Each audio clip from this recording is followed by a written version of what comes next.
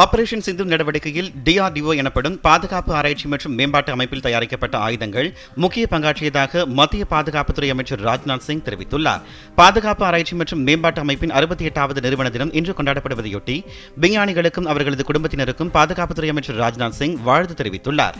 இதுகுறித்து அவர் வெளியிட்டுள்ள சமூக வலைதள பதிவில், தேசத்திற்காக ஈடு இணையற்ற உறுதிப்பாட்டுடன் பணியாற்றும் அறிவியலாளர்களின் திறனை கண்டு நாடே பெருமிதம் கொள்வதாக கூறியுள்ளார். அவர்களது பங்களிப்பு பாதுகாப்புத்துறையை மேம்படுத்துவதற்கு வலு சேர்ப்பதோடு தற்சார்பு இந்தியா என்ற இலக்கை நோக்கி பாதுகாப்புத்துறை முன்னேற உதவுவதாகவும் ராஜ்நாத் சிங் குறிப்பிட்டுள்ளார். தலைநகர் தில்லியில் உள்ள DRDO அலுவலகத்திற்கு சென்ற அவர் விஞ்ஞானிகள் மத்தியில் உரையாற்றினார். ஆயுதப்படைகளை தற்சார்பு மிக்கதாக மாற்றுவதில் DRDO பெரும் பங்காற்றுவதாக கூறினார். அடுத்த தசாப்தத்தில் நவீன தொழில்நுட்பங்களுடன் கூடிய வான் பாதுகாப்பு அமைப்பின் மூலம் நாட்டின் ஒட்டுமொத்த பாதுகாப்பை உறுதி செய்யும் பொறுப்பு DRDOக்கு உண்டு எனவும் ராஜ்நாத் சிங் குறிப்பிட்டார். சிகரெட் உள்ளிட்ட புகையிலை பொருட்கள் மீதான கூடுதல் கலால் வரி சட்ட திருத்தம் February 1 முதல் அமலுக்கு வரும் என நிதி அமைச்சகம் தெரிவித்துள்ளது. இது தொடர்பாக நிதி அமைச்சகம் வெளியிட்டுள்ள அறிவிப்பில், சிகரெட்டின் நீளம் மற்றும் வகையை பொறுத்து 1000 சிகரெட் குச்சிகளுக்கு 2050 ரூபாய் முதல் 8500 ரூபாய் வரை கூடுதல் கலால் வரியை அரசு விதித்துள்ளதாக தெரிவிக்கப்பட்டுள்ளது.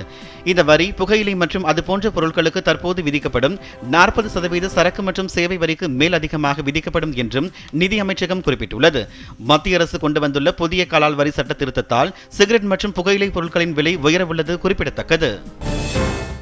10 லட்சத்திற்கு மேல் வங்கி பண பரிவர்த்தனை செய்வோருக்கு 85% வரி விதிப்பதாக சமூக ஊடகங்களில் வெளியான தகவல் உண்மைக்கு புறம்பானது என பத்திரிகை தகவல் அலுவலகத்தின் உண்மை சரிபார்ப்பு பிரிவு விளக்கம் அளித்துள்ளது. வருமான வரித்துறை இத்தகைய வரியை விதித்திருப்பதாக வெளியான தகவல் அடிப்படை ஆதாரமற்றது எனவும் கூறியுள்ளது.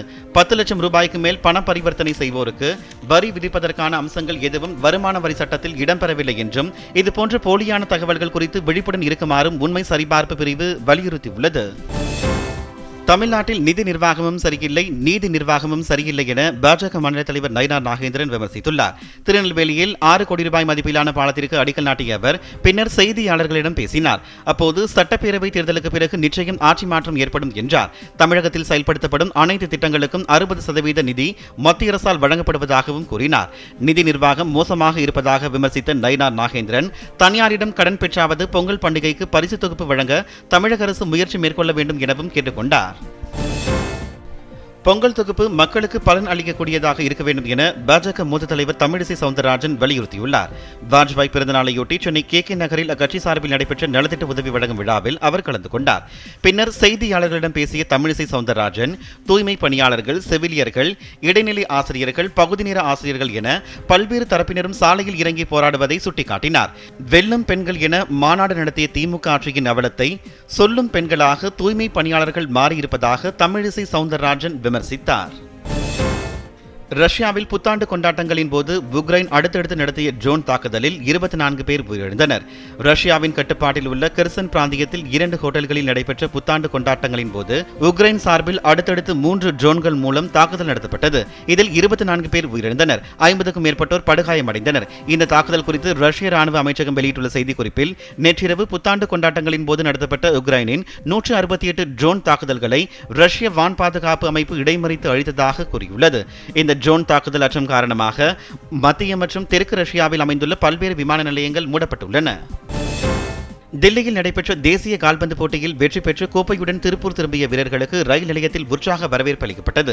24 மாநில அணிகள் பங்கேற்ற தேசிய கால்பந்து போட்டியில் பங்கேற்ற திருப்பூர் அரசு பள்ளி கல்லூரி மாணவர்கள் குழு 14 வயது மற்றும் 19 வயதுக்கு உட்பட்டோருக்கான பிரிவில் 2ஆம் இடம் பிடித்தது.